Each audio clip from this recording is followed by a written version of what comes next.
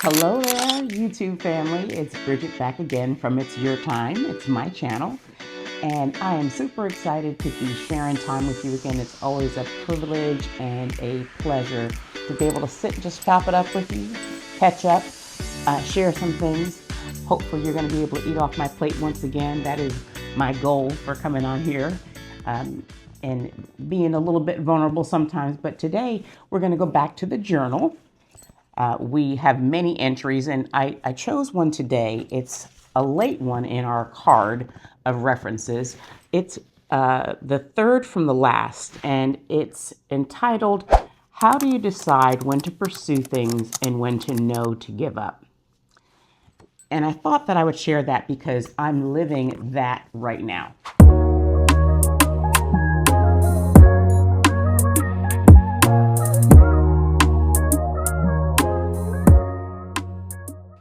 I shared with everybody that I've been a nurse for 34 years, an ICU nurse for 34 years. And back, was it 2019, 2020, when COVID was here, we went through a really, really hard time as healthcare professionals. Anybody that worked in healthcare, it had anything to do with healthcare, anybody that had to do with anything, anybody that was just living life in that time period. It was something that I never thought I would see in life, let alone have to deal with in my career. We'd had scares of Ebola, and thank God at the time we had resources and we had people in place in the government that would keep certain things from entering the U.S. We would have, we had regulations of vaccines and things like that. And, since, we won't talk about it, but, since the last election, some of those things have been taken away. And it was kind of hard even back in 2019, 2020 when COVID hit because things weren't handled quite right. I say all that to say the workload in the ICU was insanity. We had patients, of course, I would say probably 3/4 of our population were COVID positive, at least one of the years. We went through it for about 2.5, 3 years, but at least a good solid year, we had 3/4 of our patients that were COVID positive, and that's a 32 bed unit. So that's a lot of people. We had glass doors, so of course they're in isolation. We would have to, finally, we got equipment to be able to don and doff. And that means take off your protective equipment. We would have, for COVID, it was, you had to be fitted for a proper mask, for an N95. And if you couldn't be fitted for a mask, you would wear a PAPR, and that's like, it had like a kind of a moon ship kind of helmet, and it was connected to a hose, and it had like a little machine on your side with a battery that would give you air when you went into the COVID room. And then of course you'd have a gown on, a hat, shoe covers, gloves, everything was covered. So our patients were isolated, but they were really sick. I mean, the kind that's sick that you need to be there. You need to be in there. You need to be adjusting drips, titrating drips. And that was basically keeping people alive, giving them a blood pressure because they'd gotten so sick that they, were ventilated. So they had a machine that was breathing for them through a tube. Then we had drips that were set up that would be keeping them sedated and paralyzed, and also vasopressors so that they could actually have a heartbeat and a rhythm and would circulate their blood to be able to keep them alive during this time. And we'd gotten so good at one point that the pumps in things were on the outside of the room. We had extension tubings that were long. They were like 3 to 4 foot long, and they would, be attached to the patient, then attached to the extension and run underneath the door. And then outside of the doors where our pumps would be, and we'd be loading them in the pumps, and we would be able to titrate, refill, do all that from outside the patient's room. So you're not constantly going in and out, because there might be, a patient in that pod, and a pod might be, say 6 or 8 patients in a little circular area. And there might be a patient in that pod that was not COVID positive. They tried not to do that, but it got to be, almost impossible to make things like that happen after we got so deep in COVID and people were, in the unit for, like a month, 2 months, and sometimes they would get out and sometimes they wouldn't. But uh, I remember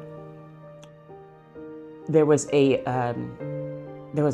procedure called proning. So when their lungs would get really bad and they would maybe develop ARDS or pneumonia, we would have to prone them, and that means pronation means to turn over, to put them on their belly, and that would help the lungs to expand enough to help them try to heal past the exacerbation of the disease, or the worst part, the acute part of the disease.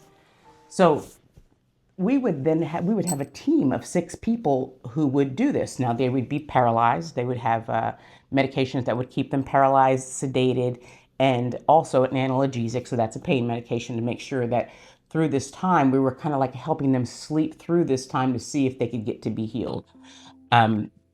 So we have all these drips out here doing all these things, and then we would go in, this team of 6 people. We would take nurses from different parts of the floor, and we would all make a team and do it in like succession. You would like set it up. Charge nurse would start out. This is what we're going to do at this time. So and so and so. So it would be like we'd have a respiratory therapist, and then the respiratory therapist would be at the head of the bed, and they would be controlling and watching the intubation tube, called an ET tube that would be connected to the vent. Then there would be 4 nurses, so 2 on each side and 1 at the bottom. And what we would do is we would make a sandwich, like a kind of a burrito, really, out of the patient. We'd put linens over top of them, like padding all their bony prominences with this really foamy dressing. It's called Mepilex. And we would put that on, then put a sheet over them, pillows, and then use the sheet that was underneath them and roll it up and make them into like a burrito. And then on a certain count, we would all be in time with each other. And the respiratory therapist was at the head, and that was the person that was in charge, because the airway means everything. You don't have an airway, you don't have any life, you don't have a patient. If you don't breathe, you're not living, okay? So on their count, it would be 3. So we would get ready and we would turn the patient over. So we would prone them, put them on their stomach, leave them like that. We'd have to position their arms and their legs, make sure everything was padded, covered, make sure they were clean, made sure that their head was turned. We would go in every 2 hours and then turn the head. And that had to be done with a nurse and a respiratory therapist. It was labor intensive, can I tell you? It was labor intensive, but it was about saving these people's lives. That's the only hope they had. At that point, we didn't have any idea of what we were really up against. No one was vaccinated at the time, so people were getting it with, no immunity, and they were getting it really hard. So, during that time, through those couple of years, there were a lot of nurses that we lost to the profession, and not only to death. There were some nurses, there were some casualties. A lot of them were on the East Coast because I don't know. I can't really remember, and I'm kind of grateful that our minds are made in such a way, because God is so awesome that you can kind of block out some things that were really painful. But I think it had something to do with the amount of patients that were being seen and the amount of people that were in a certain area. So the population of people. So say you have one square mile, there would be maybe, for example, 100 people in a square mile, versus in some places, across the country, maybe 20 people in a square mile. So they were getting more sick people.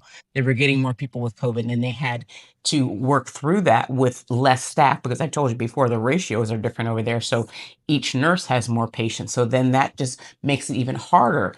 And then the nurses were getting sick. They were getting tired. They were working crazy shifts. The doctors, the nurses, everybody that was there in the hospital. It was ongoing. It was slaughterous. And I remember hearing, things about families, and, families having moms and dads that were working, and they wouldn't let them come home. Even if they got off, they would put them up in a hotel to keep them away from family, so they wouldn't spread it. It was awful. So, but aside from the people that were lost, my God, rest their souls. But also just the psyche and the bodies of the healthcare professionals really broke down over the years. And I happen to be one of those people. I love nursing. It is my love. There's nothing else in this world that I love to do like nursing. I like to be around people. So I was working a lot. I was working hours and hours and two jobs. And after a while, after the second year, I started to experience some really bad pain, really bad neck pain, left-sided neck pain. And then it started going into my shoulder and my arm. And, you know, but there was no time for really figuring stuff out. I was like, that's kind of crazy. I don't know what's going on. The pain was bad. It was getting worse and worse. And then over a period of months, my left arm got weak. And I'm like, oh my Lord, what's going on? Is all the stress? Am I having a stroke? Because when you have limb weakness, it's part of a whole stroke test. It's called BFAST that a lot of people in the community know about that.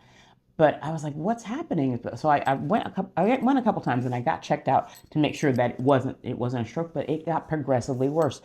I got to the point that this arm, I would have to hold it up, put it on a wall, lean up against a wall, and let the wall hold my arm up when I would put deodorant on to go to work.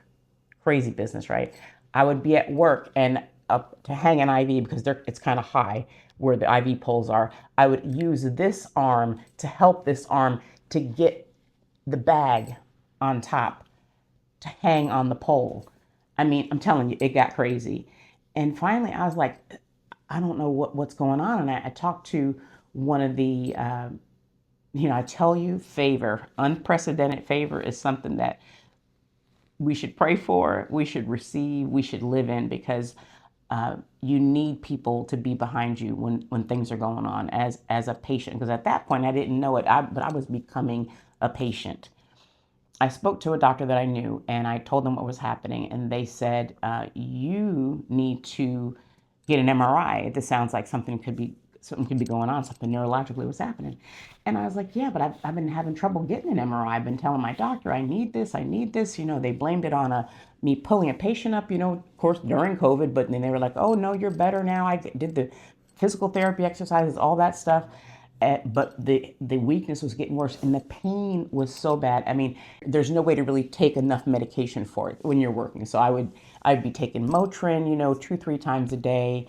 It would take off the edge maybe a little bit, but I was still like had this gnawing pain, gnawing in my neck and down my shoulder. And like I said, I couldn't lift my arm. So finally, one of the doctors called someone for me and they ordered an MRI. And they found out that I had compression in my cervical spine, okay, on 3 levels. So I don't know if anybody knows about that, but I ended up having to be scheduled for spinal surgery. And if you could be anybody, but it's a weird thing. Nurses and doctors are like the worst patients. They know the most. They know how things work. They know that things do work a lot. They know that there's good people. They know that there's good drugs. There's reasons and there's means to do certain things, that there are relatively safe procedures. But this scared me. This quaked me out. This is like, you're messing with my spine. I'm like, no. And I'm a fit woman.